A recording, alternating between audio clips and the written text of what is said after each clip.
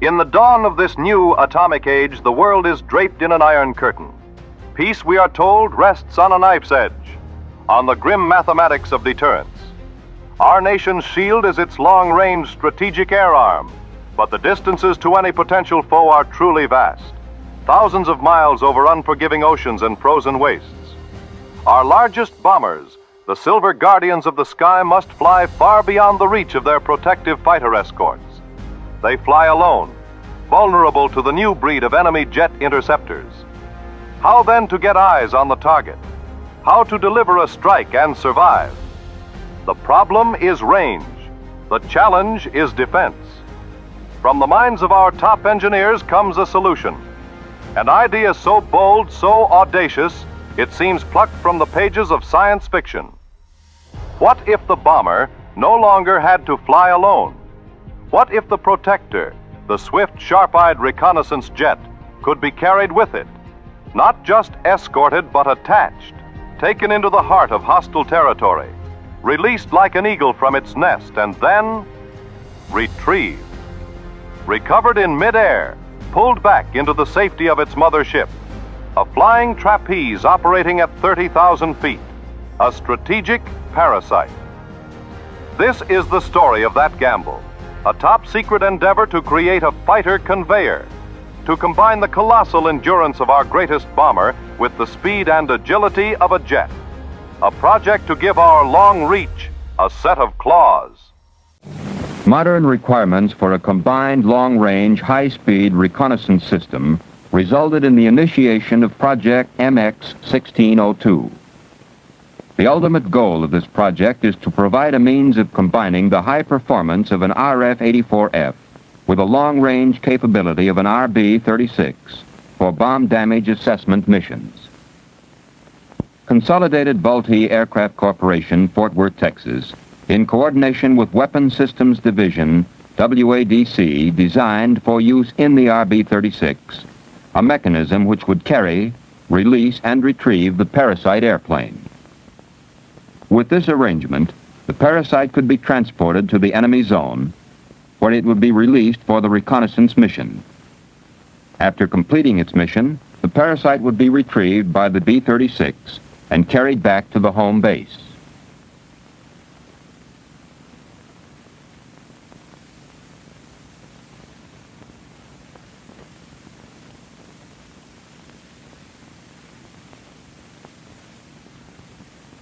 Designed to accomplish the Parasite operation, the first mechanism installed on the RB-36 consisted essentially of a main retracting jack and a boom-type structure.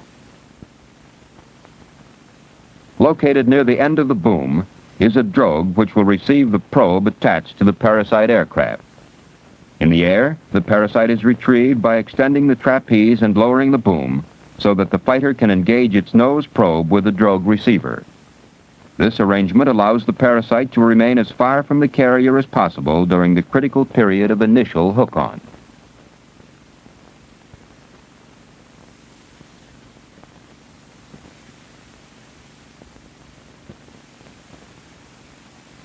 To prove the feasibility of the operation, an available F-84E aircraft was used.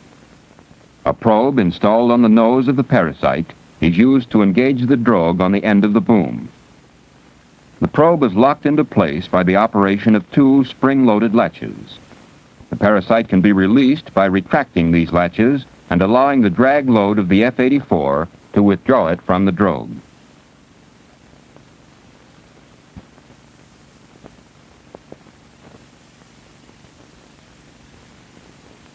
During flight tests with the long boom, initial contact was difficult because the drogue moved in a small eccentric circle. In addition, the drogue had a tendency to tumble unless the probe was engaged almost dead center. This was corrected by redesigning the drogue to make it self-centering. When attached to the single-point position, the Parasite aircraft proved to be divergently unstable in pitch. Due to this instability, the pilot was not able to maintain contact for longer than 30 seconds. As a result of these flight tests, it was decided that the vertical flexibility of the boom was causing the pitch instability.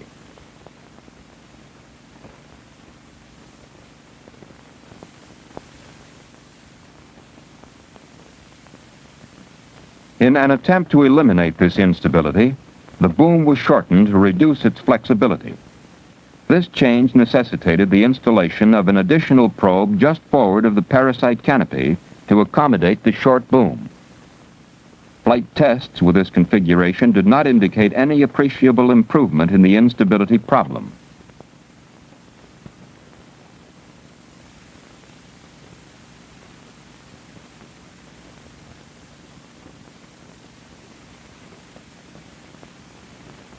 The drogue receiver was then temporarily installed between the aft latches on the boom in order to determine if a rigid installation would solve the problem.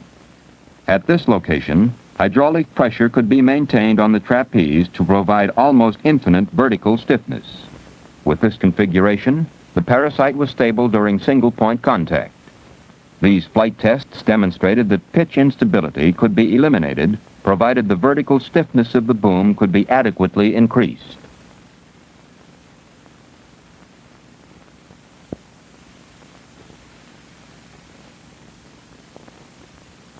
To accomplish this, a hydraulic snubber strut was installed between the end of the boom and the front of the RB-36 Bombay.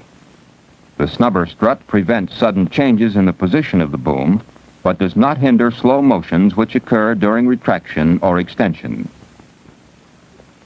This installation solved the pitch instability problem for smooth air operations. Parasite aircraft is secured to the trapeze mechanism by pins located just below and to the rear of the canopy.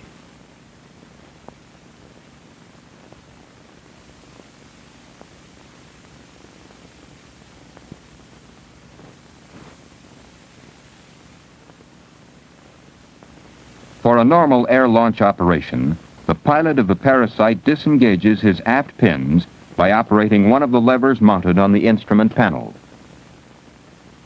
This actuates a kicker on each side of the fuselage, which in turn trips the latch release on the boom. To disengage from the single-point position, he uses another lever to retract the latches on the nose probe. In case the manual release does not function, the pilot can release from the single-point position by firing an explosive squib, which severs the nose probe. Either the B-36 pilot or the trapeze operator can jettison the Parasite at any time.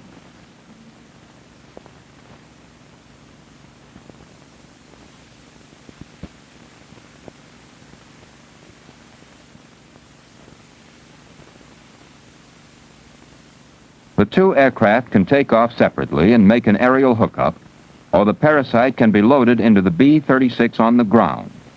The main gear of the carrier aircraft are placed on blocks in order to provide clearance for the vertical tail of the F-84.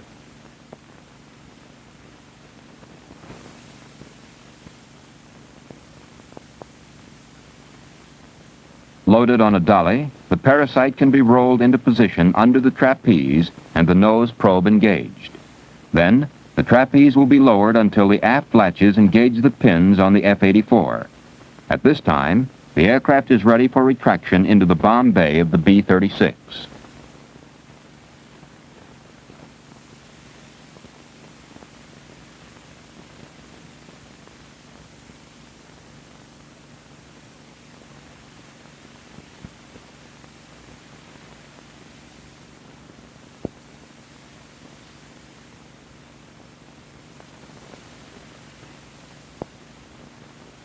Takeoffs and landings with a Parasite in stowed position were considered to be normal by the RB-36 pilot.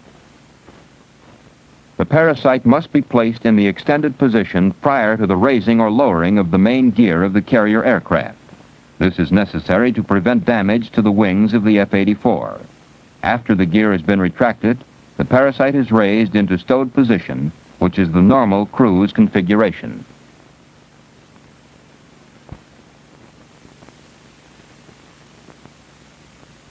When the B-36 is airborne, the trapeze mechanism is controlled by an operator who observes the entire procedure through a special window located in the pressure bulkhead, between the camera compartment and the forward bomb bay. A switch at the top left of the panel is actuated for extension or retraction of the trapeze.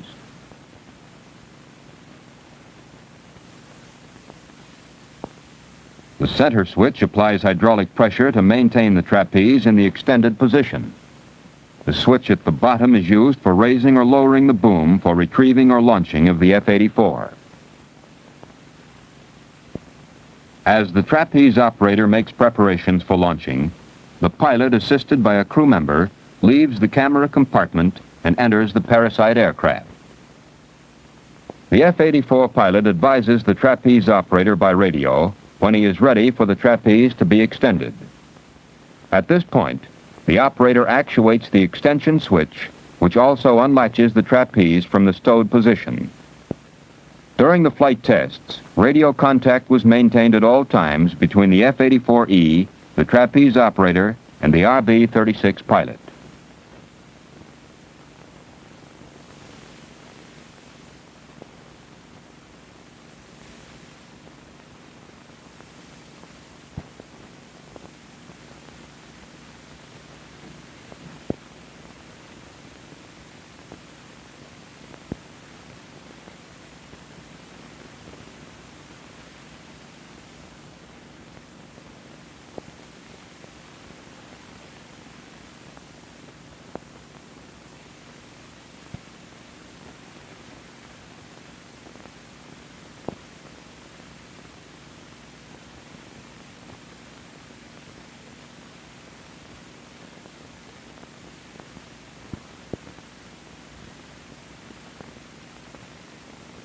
After he reaches the extended position, the fighter pilot accomplishes an air start and checks his instruments and controls. When he is satisfied that the aircraft is operating normally, he requests that the launching operation be initiated. Release of the aft latches is then accomplished either by the pilot of the Parasite or by the trapeze operator. As soon as the latches are open, the boom down switch is actuated and the aircraft is lowered to the launching position. Release from the single point attachment is accomplished by the pilot of the Parasite at his discretion.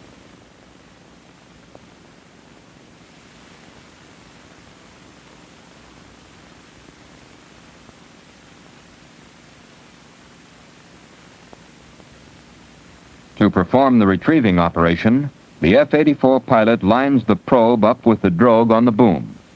He then increases speed to accomplish the single point attachment.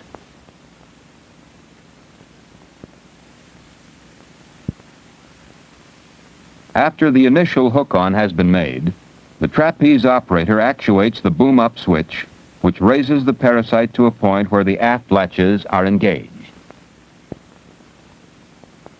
To maintain alignment of the F-84E between the aft latches of the boom, the trapeze operator directs the pilot of the Parasite to move right or left. Mechanical indicators visible to the trapeze operator and green lights visible to the pilot of the Parasite indicate when the aft latches are locked.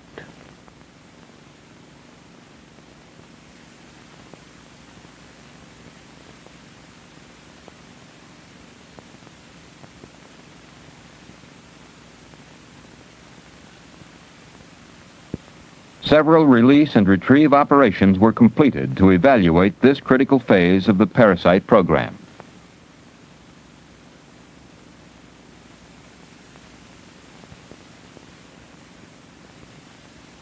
When the Parasite is attached at the single point, it has a Dutch roll tendency which can be readily controlled by the pilot.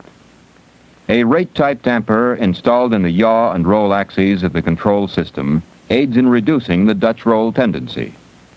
Tests proved that this damper system was not necessary for the F-84E aircraft. The majority of the retrieving operations have been made using only the manual control. Release and retrieve operations were successfully accomplished at indicated air speeds ranging from 180 to 230 miles per hour.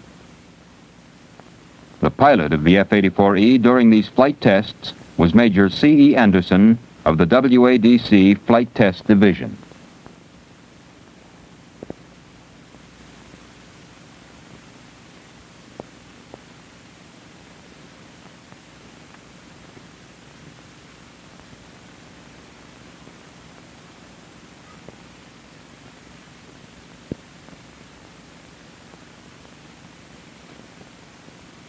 Prior to the retraction from the extended position, the engine of the F-84E is shut down. Actuation of the trapeze up switch then hydraulically retracts the main lifting jack to raise the Parasite to the stowed position.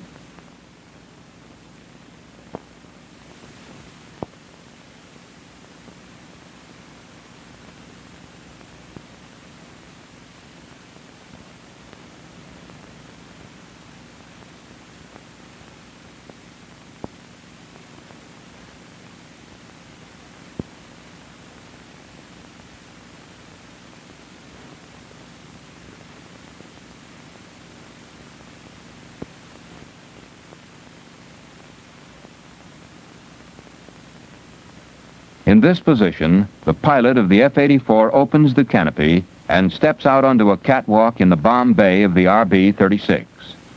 After closing the canopy, the pilot proceeds along the catwalk and enters the camera compartment of the carrier aircraft.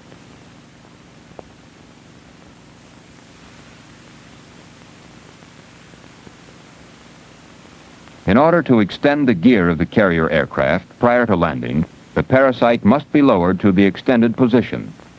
If the trapeze is inoperative, the Parasite can be jettisoned. The pilot of the Parasite remains in the B-36 during the landings and takeoffs.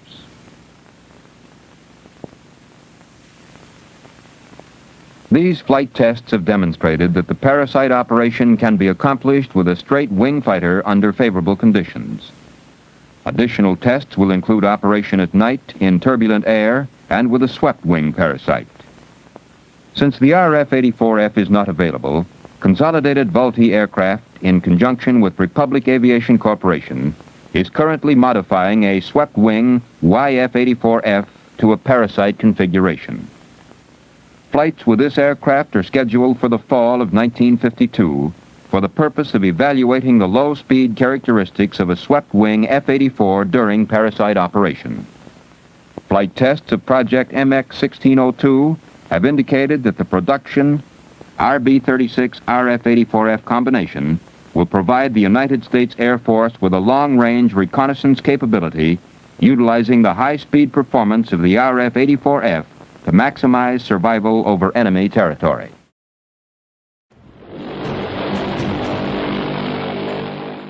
This is the consolidated B-36 intercontinental bomber, sometimes referred to as the Peacemaker or the Big Stick.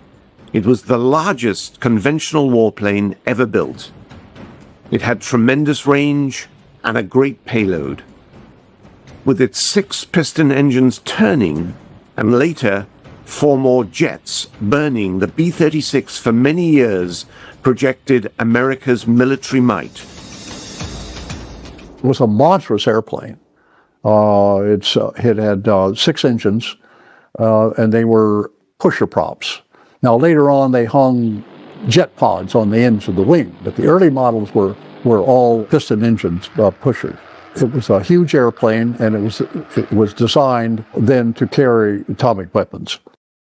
But by the mid-50s, its sheer size, cruciform shape, and middling performance worked against it in a world of pure jets.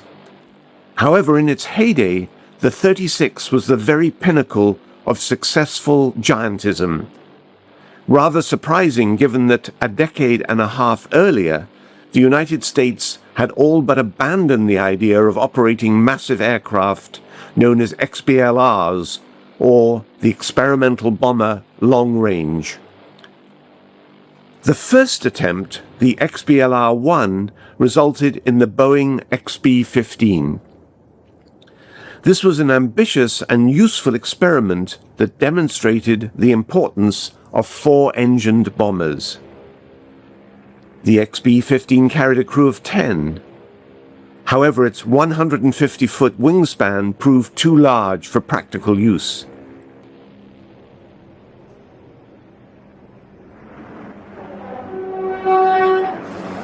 But Boeing's next offering, the XB-17, which followed a year later, perfectly met the needs of the Army.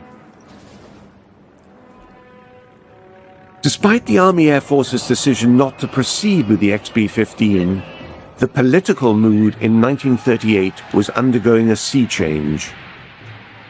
With the acquisition of total power by the Nazi Party, American military planners had to contemplate a scenario of German domination of Europe, including Britain. In America in 1938, the question being secretly asked was what if Britain did fall? Perhaps the only way of striking back at the Axis powers in Europe was with the once dismissed experimental bomber long range. The XB-LR-2 came together as the XB-19, somewhat bigger than the XB-15, and in fact bigger than any other aircraft in the world at that time. It was to be built by Douglas Aircraft in California. However, by the time the B-19 first flew, the Battle of Britain had already been won, when a few hundred pilots of RAF Fighter Command were just able to halt the Nazi juggernaut. Notwithstanding these events, the B-19 project continued. Some indication of the project's size can be gained from the scope of its planning. The XB-19 required no less than 4 acres of drawings, 500 engineers, and more than 2 million hours of R&D and construction. The wings on their own had a 212-foot span and were over 1/10 of an acre in actual size. The wings also held 4 giant engines. Each one had more than twice the power of those on the B-15 predecessor. The B-19 even had its own hoists for changing the 16-foot propellers and was able to lift its own massive engines on and off the wings.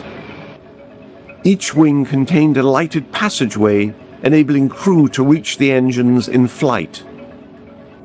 The 2 massive main tires were 8 foot high, and each was of 24 ply, using 150 miles of rayon cord and 3 miles of steel wire.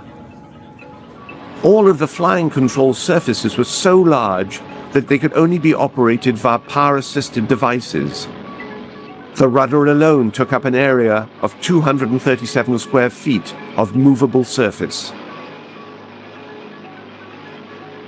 To communicate within such a large aircraft, it was necessary to install a 24-set telephone system and a loudspeaker cum fire alarm warning device.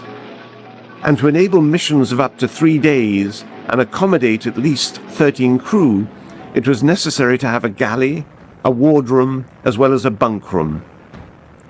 Such were the proportions of what Douglas liked to refer to as their hemispheric defender. In theory, this behemoth flying machine could fly more than 1/3 of the distance around the world without refueling, perhaps reaching parts of Europe and the return trip too.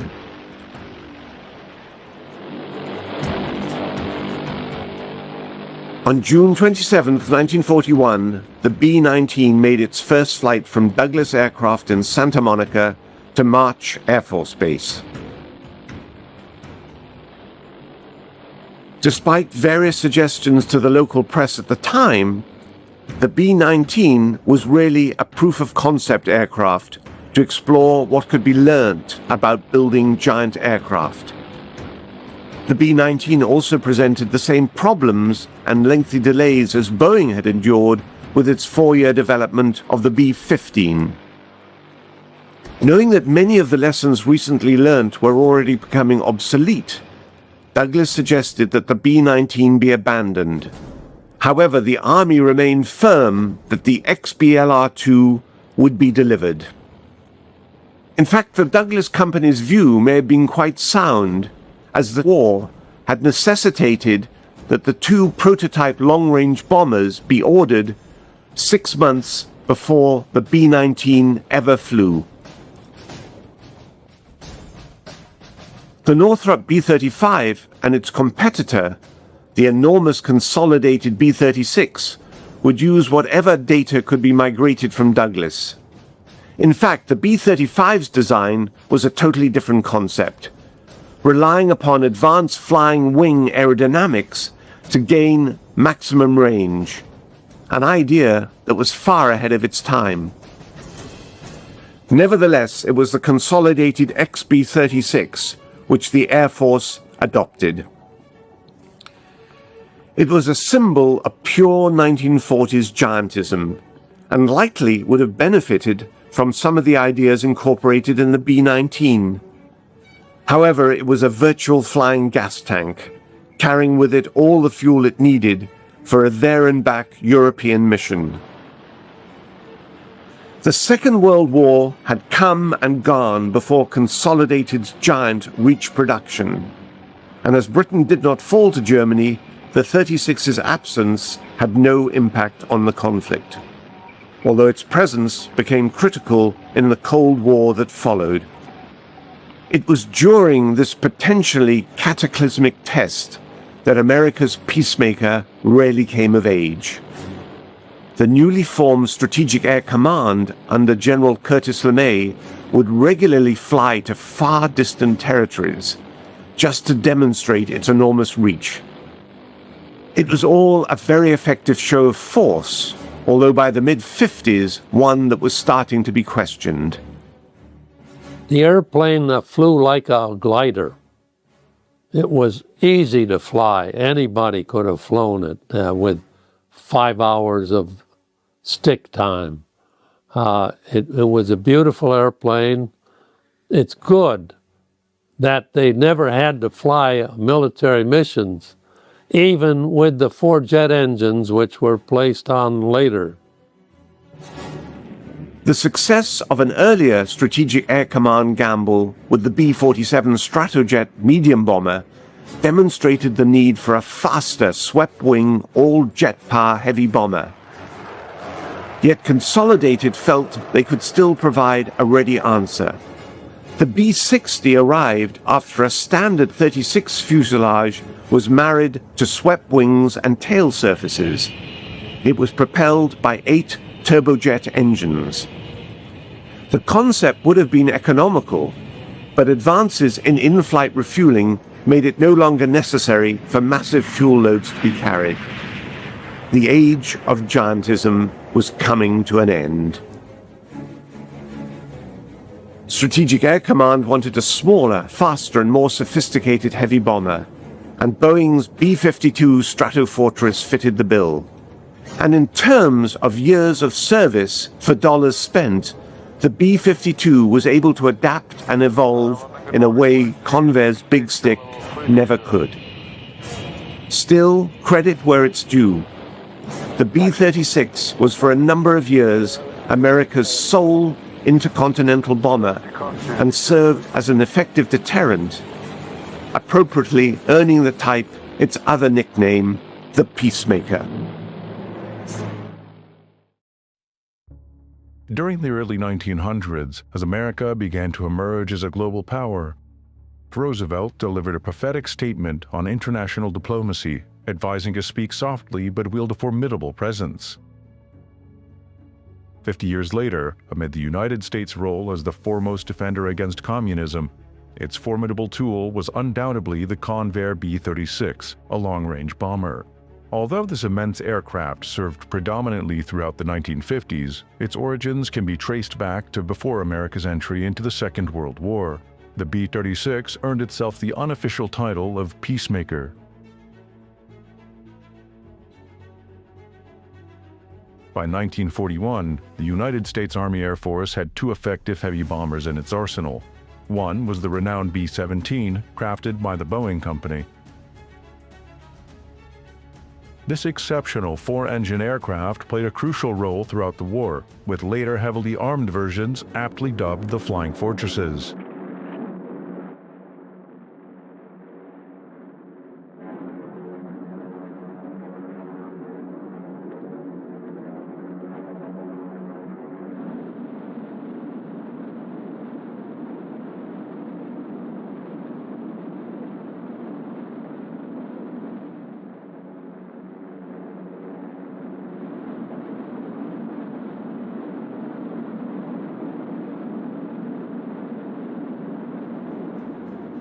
A slightly later addition to the fleet was the consolidated B-24 Liberator. Featuring an advanced tricycle undercarriage allowing for swifter landings, the Liberator served in all theaters of the war. Moreover, its larger, sturdier fuselage facilitated conversion into transport planes, rendering the B-24 one of the most adaptable aircraft in the American infantry. The Liberator, like the 17, was also heavily defended, and it was also able to fly slightly higher than the Fortresses.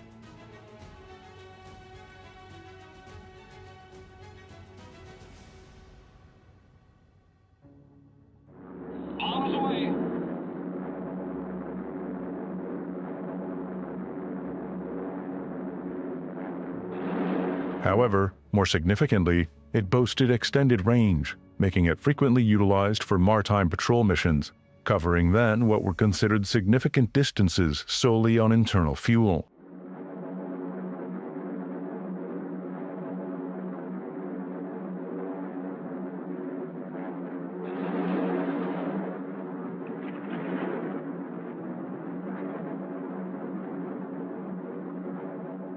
Both the B-17 and the B-24 could only complete the journey from America to Europe one way. In 1941, the Army Air Force had also commissioned another bomber, envisioned to surpass its predecessors in altitude and distance capabilities. Another creation by Boeing, the B-29 Superfortress stood out as the most formidable bomber deployed throughout the entire conflict. Despite several hundred being ordered, not a single prototype had taken to the skies.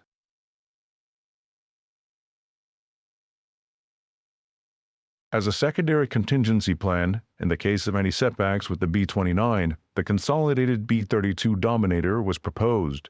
While this aircraft wasn't produced in large quantities, it did offer a reassuring alternative to the Superfortress's remarkable capabilities. However, by 1941, it too existed only on blueprints. By the middle of that year, Nazi Germany had conquered continental Europe, achieving successive victories. Of greater importance, despite Britain's partial air superiority, it endured relentless bombardment from the Luftwaffe, causing significant devastation to both its populace and industry. These raids, often conducted at night but sometimes during daylight, were perceived by the German High Command as means to subdue the island nation. The pressing question that American tacticians grappled with was simple. What would occur if the U.S. entered the conflict and the sole remaining Allied base in Europe fell to Germany?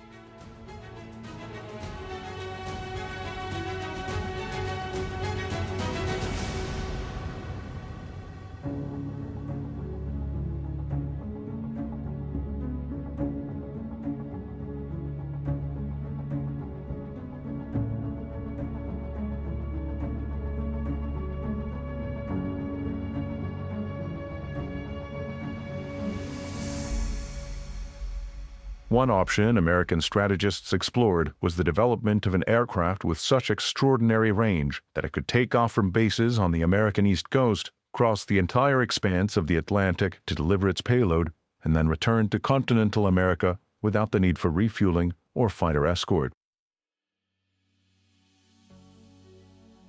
The American aviation industry had previously created long-range bombers. Among these was an early Boeing endeavor, the XB-15. This aircraft boasted a wingspan of nearly 150 feet, requiring the full power of its four 1,000-horsepower engines to hoist its 35 tons of bulk into the air. The second experimental long-range bomber was developed by the Douglas Company, and the prototype XB-19 was ordered in September 1936. Upon completion, this aircraft boasted a wingspan of 212 feet, surpassing the XB-15 in size. The endeavor required 500 men, 9,000 drawings, 2 million man-hours, and $1.4 million of military funds, ultimately exceeding Douglas's original budget by an estimated $4 million. Undoubtedly, developing colossal aircraft proved to be a costly endeavor. Nevertheless, the XB-19 represented a significant milestone in aviation standards, not just in terms of size, but also in innovation. It was the inaugural aircraft to feature a retractable tricycle undercarriage and was designed to incorporate power-operated guns and a turret. If it had entered production, it would have boasted a range exceeding 7,000 miles.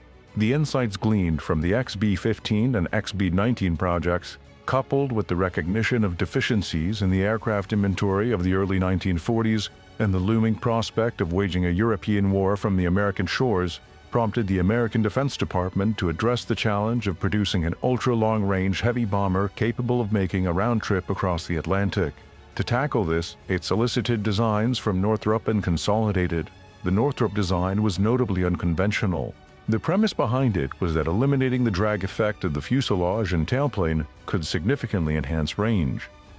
Thus, Northrop embarked on designing an aircraft essentially compromising only a wing, a flying wing.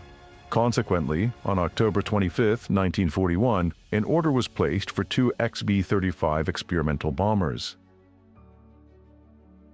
The Consolidated design was more conventional than its competitor in shape, but certainly not in size.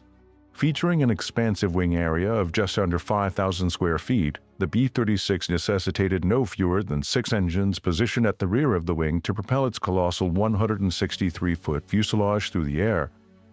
On November 25, 1941, an order was sanctioned for 2 aircraft, with the expectation that the first would be developed by mid-1944 at a fixed fee of approximately $800,000 each.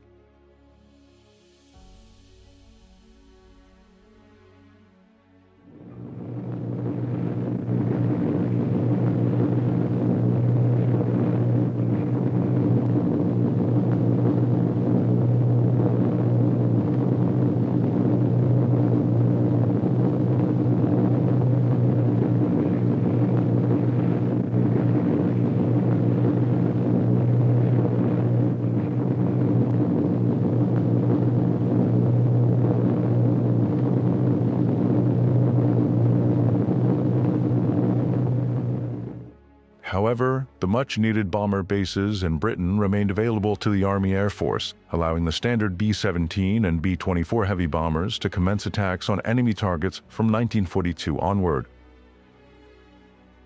Deployed in abundance, the fortresses and liberators exacted a devastating toll on the enemy. The demands of a Pacific theater, particularly after the seizure of the Mariana Islands in mid-1944, were capably met by Boeing's B-29, which provided the Air Force with the means to strike deep into Japan's heartland. Yet, it was a specific B-29 armed with a particular bomb that ultimately brought the Second World War to a close, marking the culmination of much military aircraft development. 2 notable exceptions to this narrative were the experimental long-range bombers, ordered only 2 weeks before American involvement in the conflict but never afforded sufficient priority until the war's conclusion, alongside the necessity to deploy a new weapon unforeseen in the wildest dreams of tacticians 4 years earlier.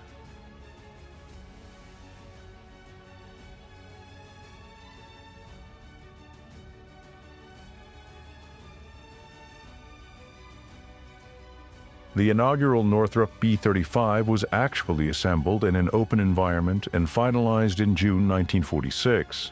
This clever design, which was the source of controversy for many years, was powered by 4 pusher engines and was intended to carry a crew of 9 in the pressurized center section, for its shape barely allowed the word fuselage to be applied.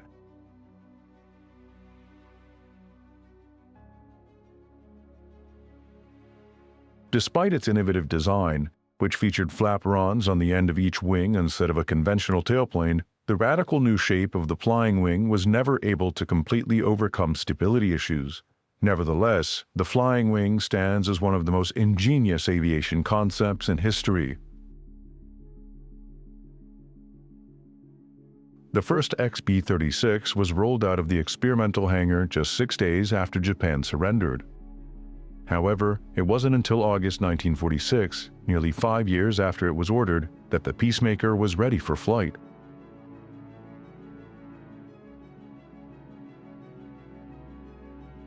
The prototype's single main wheels were an impressive 100 inches in diameter, making them the largest ever produced for an aircraft. However, this feature would later prove to be a significant weakness. The 6 pusher-type engines were designed with air intakes located on the forward section of the wings. However, this advanced concept for its time also encountered initial difficulties in cooling the engines and would necessitate later modifications. On August 8, 1946, the first XB-36 commanded by a Captain Beryl A. Erickson, taxied down the Fort Worth runway with a total crew of 9 and 8,000 gallons of fuel. At precisely 10 minutes past 1 in the morning, Erickson lifted Convair's colossal aerial masterpiece into the air for the first time. It was the largest plane ever to take flight.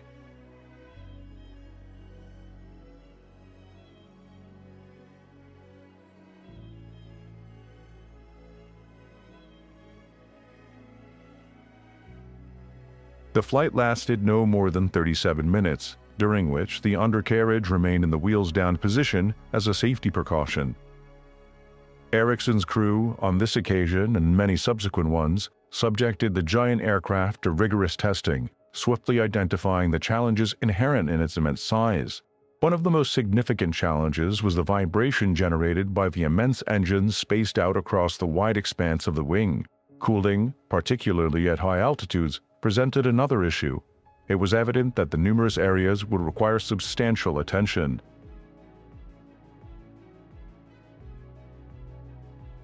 However, perhaps the most fundamental challenge was the sheer size of the wheel arrangement, which restricted the Convair bomber to runways at least 22 inches thick.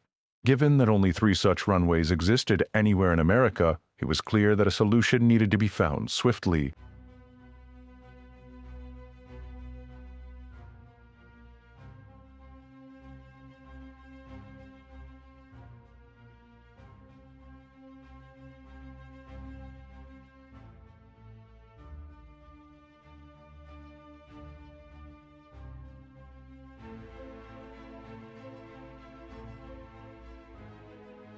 The solution emerged in what was deemed another breakthrough, combining 4 56-inch wheels into a group under each wing. This arrangement spread the B-36's tremendous weight over a much broader area, allowing the Peacemaker to utilize runways of half the previously required thickness. Early in the B-36's development, Convair recognized the potential of leveraging its enormous wings and tailplane for the transport version of the Peacemaker's commercial counterpart, the XC-99, which conducted its maiden flight in November 1947. Still, larger again than its bomber counterpart, the 99 was assembled at Convair's San Diego operation, but with wings and other common parts shipped across the nation from Fort Worth.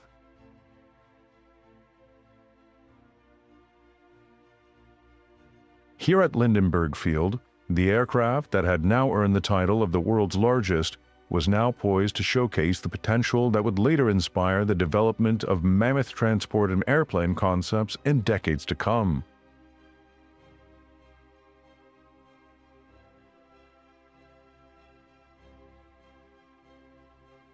The XC-99 garnered significant attention from Pan Am, which seriously contemplated a civilian version for the West Coast to Hawaii route. The airline even secured options on 3 such aircraft. However, the anticipated post-war airline boom failed to materialize for many years. The XC-99 never entered civilian service. The sole example produced remained in active duty with the Air Force until 1957, proving particularly invaluable during the Korean War, where it expedited essential payloads across the nation. Though this aircraft required modification with a new undercarriage system, once implemented, it proved remarkably versatile and had the capacity, if needed, to transport 400 fully equipped troops. However, it was ultimately ahead of its time.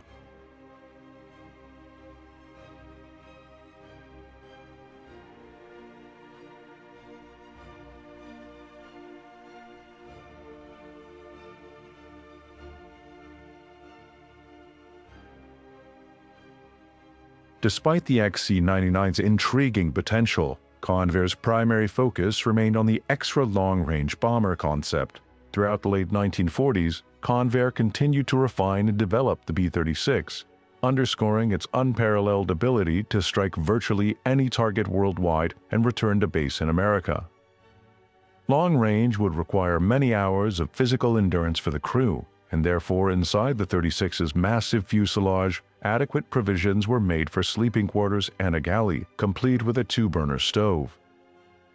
Adequate provisions were always ensured for the crew aboard the B-36. However, the center pressurized section housing these amenities, was located a considerable 80 feet away from the forward control area, accessible only via a narrow tunnel spanning the distance. Heated food was packaged in specially designed containers for transport between the extensive distances of the two pressurized sections. Additionally, the tunnel served as the sole means for personnel to move between crew sections. Given the distances involved, a small trolley was provided to facilitate efficient movement for each member. The size of the B-36 also necessitated unique procedures not previously required by other aircraft. Immediately after takeoff, and before pressurization, a crew member was tasked with examining certain vulnerable areas within the massive interior structure forming the fuselage of the B-36. Only then would the plane be permitted to climb to higher altitudes and proceed with its mission.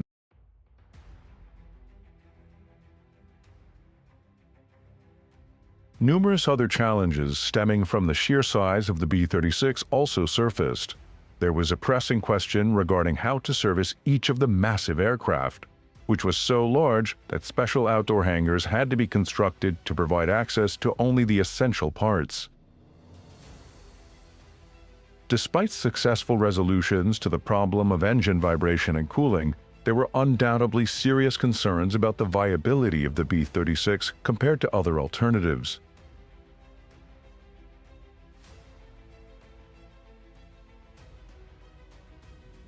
Foremost among these was the upgraded competitor, the Flying Wing, which had transitioned to an all-jet aircraft by replacing its 4 propellers with 8 turbojet engines. Northrop aimed to enhance the speed and viability of its innovative concept, utilizing unique flaperons at the wing's end to compensate for the absence of a conventional tailplane.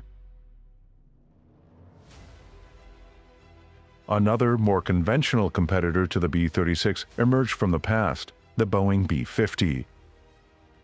Essentially a standard superfortress from the Second World War era, the B-50 featured more powerful engines and extended range due to the underwing-mounted fuel tanks.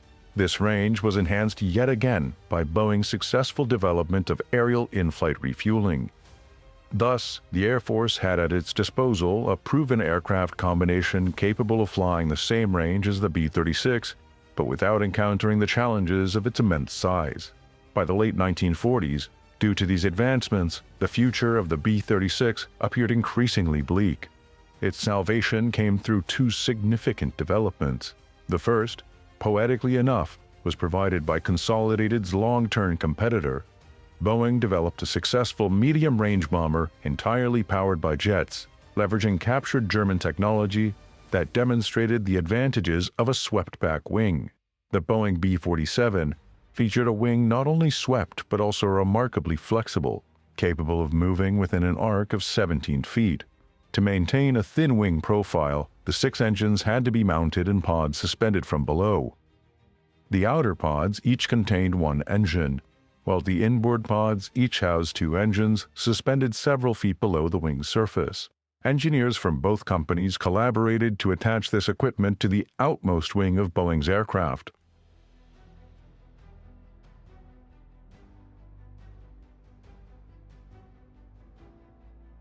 With 6 turning and 4 burning, the B-36 finally began to transition into the jet age. The other event, which was sure to secure the future of the 36, took place on June 24, 1948, when the Soviets closed the gate on Berlin, signaling in one step the beginning of the Cold War. The escalating concerns about communism culminated in an event that jolted the West out of its post-war complacency. NATO forces suddenly found themselves facing a formidable adversary, and the need for an intercontinental bomber swiftly transitioned from hypothetical to urgent reality. At this juncture, no aircraft in the world possessed the long-range capabilities of a Convair giant. Rather than canceling orders, demand for the Peacemaker actually increased. As apprehension persisted, the significance of America's Strategic Air Command, responsible for long-range bombing, grew substantially. It was ultimately placed under the direct command of General Curtis LeMay. LeMay boasted an impeccable record from World War II, beginning with his early involvement in European bombardment with the Army Air Force and continuing through his command of Pacific operations in the B-29 bombardment of Japan. Regarded as one of America's great wartime strategists, he also oversaw the Berlin airlift. Given his extensive experience, LeMay was deemed the most qualified individual to elevate the Strategic Air Command, including its rapidly expanding fleet of B-36s, to the highest level of readiness. Under LeMay's unwavering leadership of SAC, the American public found reassurance in the knowledge that although they no longer held a monopoly on atomic weaponry, they possessed arguably the most formidable platform for delivery, the B-36. Such was the military's concern for safeguarding its intercontinental bomber that security measures were heightened to a wartime level. Personnel in SAC-controlled rooms were required to carry firearms despite being hundreds of miles within American borders. The protection of America's formidable asset necessitated even mechanics servicing the engines to carry firearms while at work.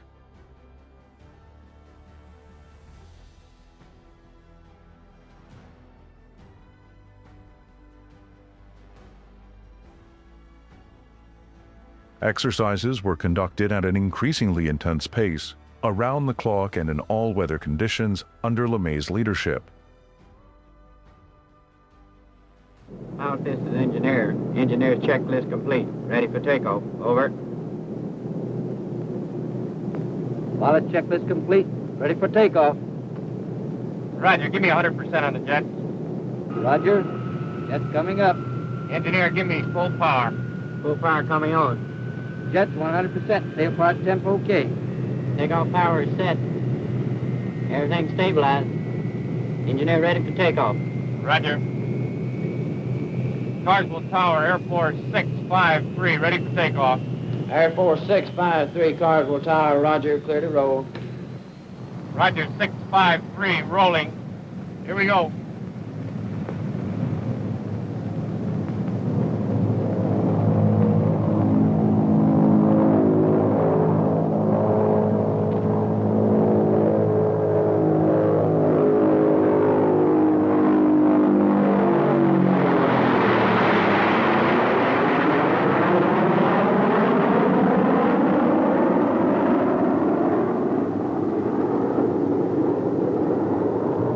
Give me climb power. Roger. Climb power coming on. Give me 96% on the jets. Roger, 96% on the jets. Often flying individually rather than in formation, SAC's Peacemakers practice bombing raids over vast distances with minimal notice. The B-36s utilized the K-1 bombing navigation system for precision accuracy. This sophisticated system comprised 365 vacuum tubes, enabling the B-36 to conduct bombing runs at high speeds regardless of weather conditions. Targets typically consisted of radio signals emitted from special trucks designed to assess the accuracy of SAC's aircraft. Despite the hefty price tag of over $5 million per aircraft, coupled with the K-1 system and LeMay's insistence on relentless training, the combination ensured nothing short of exceptional accuracy. Pilot, this is radar. We're over the IP. Pick up a heading of 197. Bob Flight Air Force 653, over the IP. Up to 35,000 on an inbound heading of 197 degrees.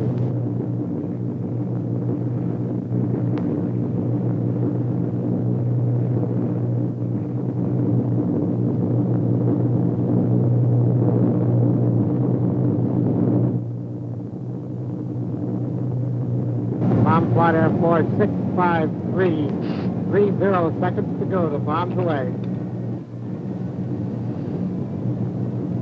15 seconds to go, bomb flight. Zone switch coming on.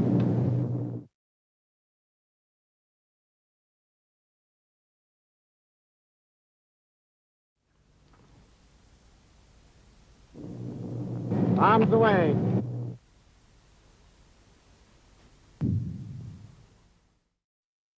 Despite the remarkable potential of the Convair giant, critics often raised concerns about its large size, which could potentially make it a prime target for enemy fighters.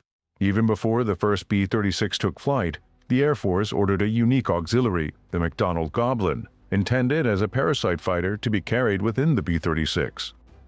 This extraordinary design was stripped down to the bare essentials and featured fold-down wings that allowed the aircraft to be fully concealed within the B-36's bomb bay.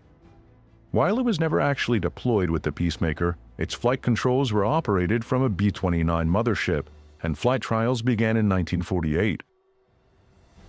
In August, with test pilot Ed Scorch secured in the cockpit, the Goblin was launched by a trapeze mechanism from the B-29, and the pilot successfully flew what must be considered one of America's most remarkable fighters. However, upon attempting to reconnect the Goblin's hook to the trapeze, turbulence caused the little fighter to lift, and the mother's plane mechanism broke the canopy, wrenching the oxygen mask away from the pilot. But Scorch was just able to regain control and crash land this tiny fighter.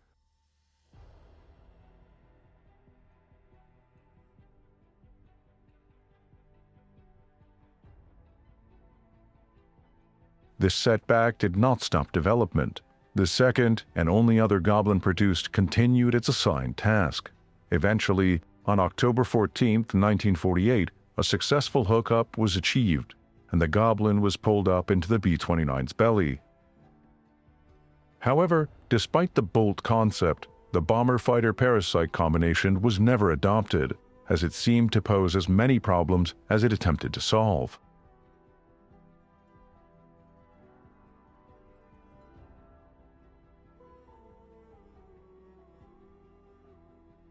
Nevertheless, a later Parasite project involving the B-36 was the FICON concept. This program commenced in 1952 and entailed mating a Republic F-84 directly underneath a modified Peacemaker.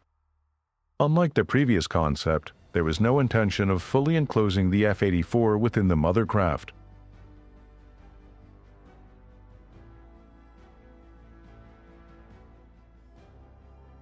Only after both aircraft were airborne would the fighter pilot enter the cockpit. Together with the highly trained boom operator positioned in the mother plane, they would undertake the delicate task of lowering the fighter using a large hydraulically operated boom to a point below the bomber where the fighter could be safely released.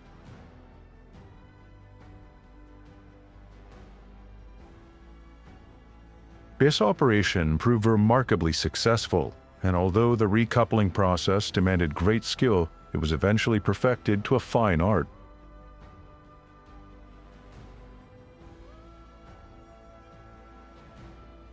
The combination of these aircraft provided many potentials, especially as the pilot was able to come and go from the fighter when it was in the docked position. In reality, the FICON mission was primarily intended to enhance the reconnaissance capabilities of the B-36. The F-84, whether in its straight or swept-wing configuration, was an incredibly versatile aircraft. While SAC utilized it as its own fighter aircraft, there's no denying its potential as an effective fighter bomber, as demonstrated during the Korean War.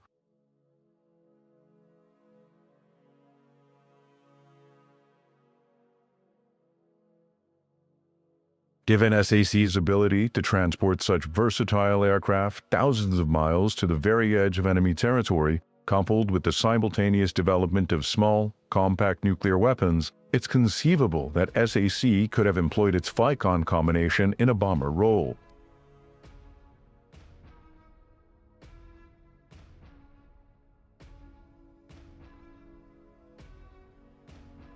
By the mid-1950s, the B-36 was fully developed and deployed at various SAC bases across the nation. By the early 1950s, SAC's Peacemakers had reached the pinnacle of their development, with early engine and vibration issues resolved.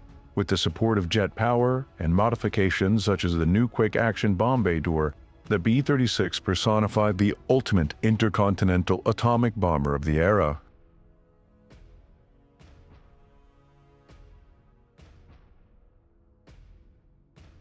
Despite the technical success of the project, it continued to face political and inter-service criticism.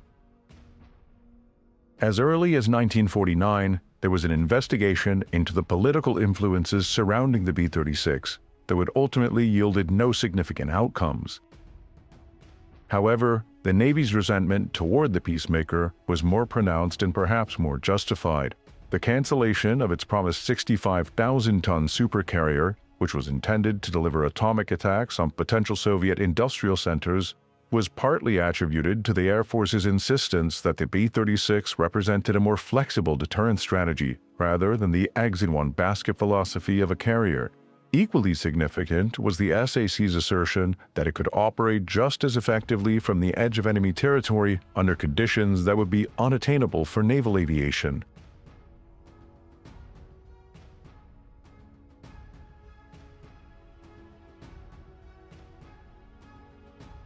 To demonstrate this, B-36s would periodically fly from their central USA bases to the very edge of Soviet territory. Highly trained crews comprising pilots, navigators, radio operators, engineers, and gunners would endure for long hours of flight, often at very high altitudes over thousands of miles to the frozen wastelands of Alaska.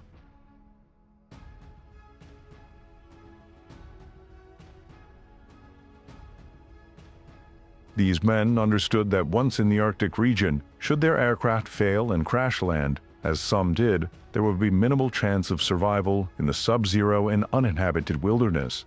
Against these prospects, the roar of the Peacemaker's 6-piston and 4-jet engines must have sounded far more a blessing than a curse.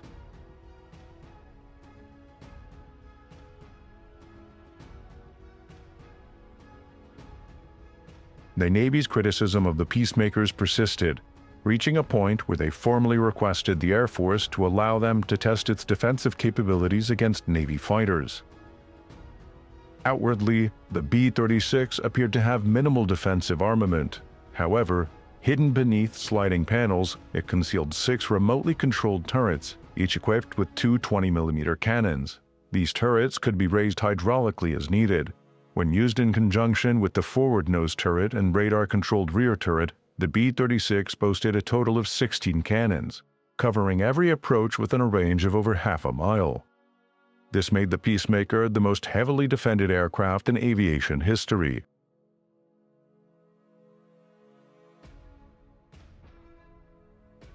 Eielson Air Force Base in Alaska was a point to which many B-36s on exercise would travel. Here, Peacemaker captains would land their massive aircraft, uncertain of the prevailing weather conditions as they made their approach. For some, the landing functioned much the same as their departure point thousands of miles away. However, for others following closely behind, visibility could be near zero, pushing the pilot's skill and determination to the limit.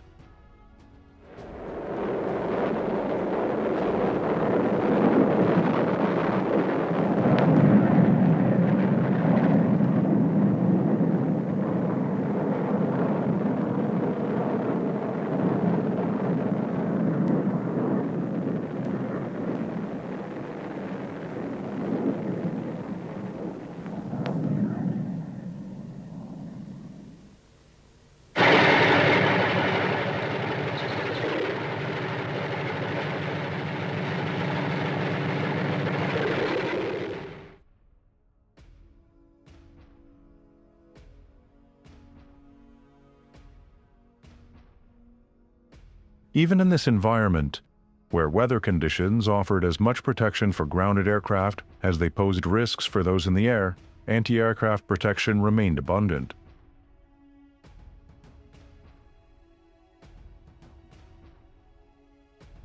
Under this protection, ground crew would immediately begin servicing the landed aircraft. For these men, the journey from aircraft to heated bus was not a short one, and they had to adapt the hostile environment as best they could. With efficiency, the aircraft would be refueled by crews working on the icy wing surfaces, mindful of the potentially fatal consequences of a fall.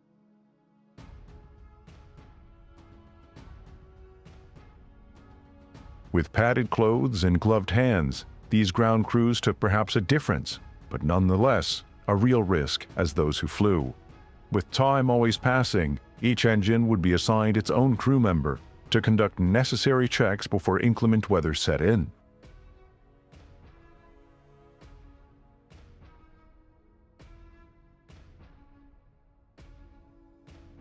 The extreme cold of the region meant that if aircraft had been idle for more than a brief period, the engines would require additional heating, primarily through the large air intakes to prevent them from freezing solid. To address this, large mobile heating units were developed, capable of delivering significant amounts of hot air into and around all the piston engines. The crew compartment also received similar treatment, not only to ensure habitability, but also because instrumentation and onboard equipment would not function effectively in such frigid conditions.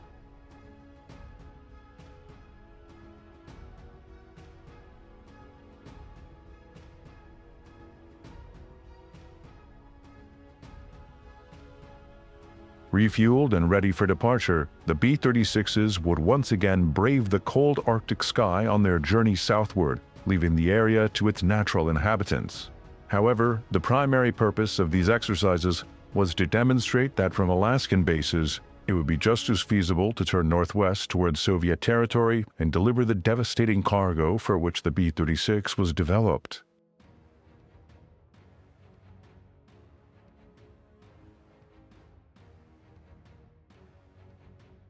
Another type of cargo was also identified. Convair, which designed the 36, won the contract for the Air Force's first supersonic bomber, the B-58 Hustler, which was the culmination of Convair's long involvement with the Delta design. Moving an as-yet unflown bomber from base to base proved to be challenging of a task, until a temporary solution was found, mounting it under a standard B-36 with its two inboard props removed, protecting the wingtips of the newcomer.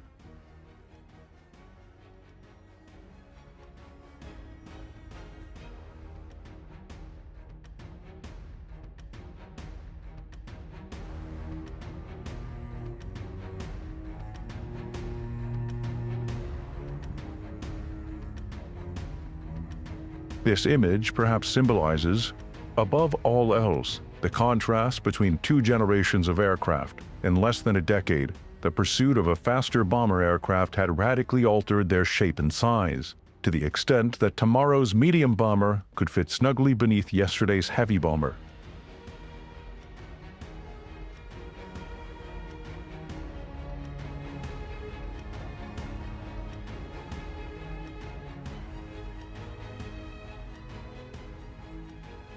Clearly, the era of giantism was drawing to a close, yet Convair still harbored hopes for its mammoth aircraft in an upgraded form. In response to the Air Force's requirement for an all-jet heavy bomber, the company developed the YB-60.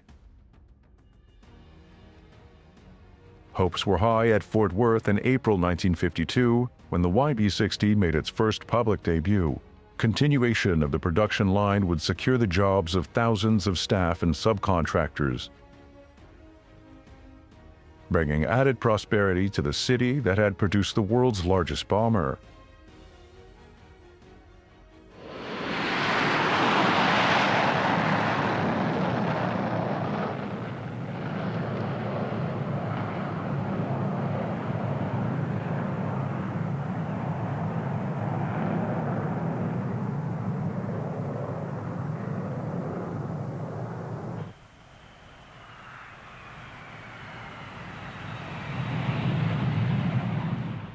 The YB-60 was virtually a B-36, with fully new swept wings and a tailplane. With no defensive armament other than the rear turret, the entire rear crew and quarters were omitted from the YB-60. Enhanced power and reduced weight propelled the YB-60 to a top speed of just over 500 miles per hour. Its production was achieved rapidly, as 70% of its components were standard to the B-36. The Air Force ordered 2 such examples to test the concept, but only actually flew one.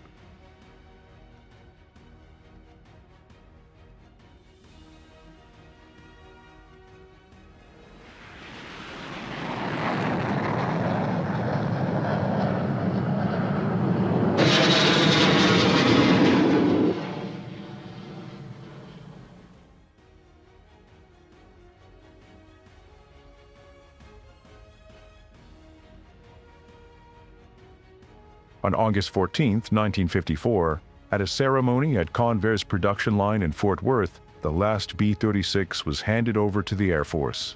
The final delivery from the Peacemaker plant must have been a bittersweet moment for the people of Fort Worth, although Convair would continue to utilize the plant for many successful projects. It was from this base that they had produced, for many years, the largest plane ever to fly, a plane that many would argue, due to its sheer size, helped win a war without having to engage in combat.